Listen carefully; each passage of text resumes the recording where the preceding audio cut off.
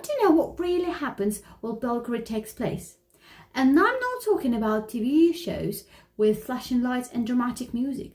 I mean real step-by-step investigations in the UK. Hi, I'm Dr. Vlada, a former criminal investigator with a PhD in forensic science.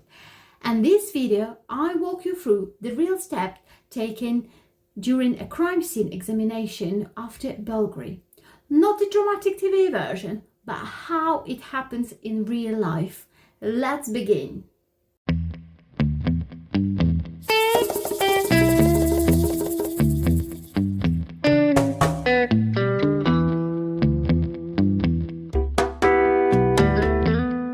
Once burglary is reported, the first officer on the scene is usually unformed police constable. Their priority is to secure the scene to prevent any contamination or loss of evidence, ensure the safety of any victims or occupants, and check whether the suspect might still be nearby. Establish a crime scene perimeter, often using tape, and restrict access to authorized personnel only. Record initial observations, including the condition of entry points, any visible damage or potential evidence. The area is cordoned off. No one, even the victim, should touch anything once the scene is secured. If there is any indication of forced entry, the crime scene investigator, CSI, is called. They look for entry and exit points, obvious disturbances, potential trace evidence, like footprints, footmarks, fingerprints, and etc. Photographs are taken at the crime scene to document the overall layout, points of entry and exit, and any physical evidence before it's disturbed or collected. This includes wide shots, mid-range, and close-ups, part of standard crime scene documentation.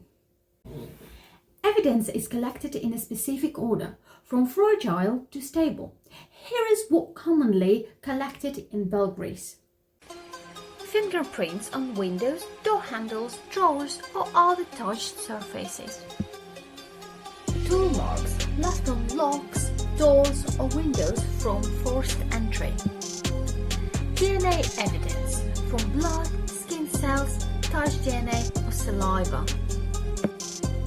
Footwear impressions in dust, soil, or on flooring.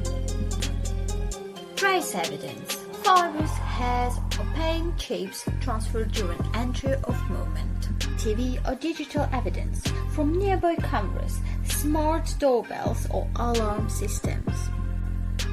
Stolen property packaging or tools, if abandoned or left at the scene. Every item is packed and labeled properly to preserve a chain of custody. In the UK, this is crucial for evidence to be admissible in court. While the CSI works, an officer will speak to the homeowner or occupant. They'll ask what time they left and returned, what's missing, if they recently noticed anything suspicious, if they have cameras, alarm systems, or smart devices. This helps narrow down the timeline and potential access points. One of the most fascinating aspects is reconstructing the intruder's actions. Based on evidence, we infer sequence of movements, entry, search pattern, targeted areas, and exit. It's about reading the scene like a story told in silence. Despite all this, burglary cases can be hard to solve. Why? Because the offenders are often in and out quickly, and evidence can be minimal. Weather, cleaning, and time all work against us. But here is the good news.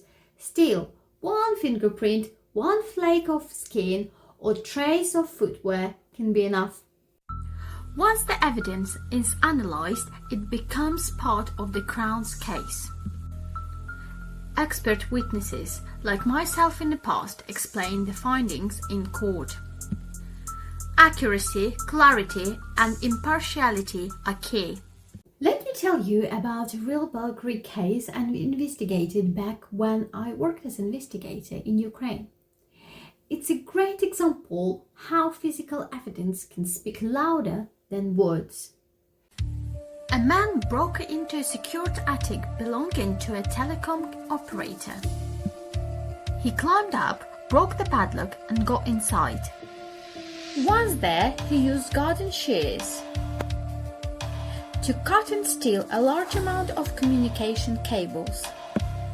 He loaded everything into a wheelbarrow, the stolen cables, the shears and even the screwdriver he had used to tamper with the padlock. Everything was right there. But as he wheeled his suspicious load through the city, a patrol police unit noticed him. A man pushing a wheelbarrow full of cut cables. That raises some red flags and they stopped him. During the forensic examination, we matched the shears to the cut marks on the cables. A perfect match. And the screwdriver, when we tested it against the damaged lock we had collected from the crime scene, it fit exactly. That tool had been used to break in.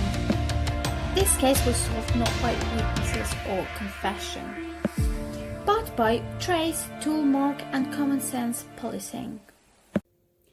Crime scene work isn't like TV.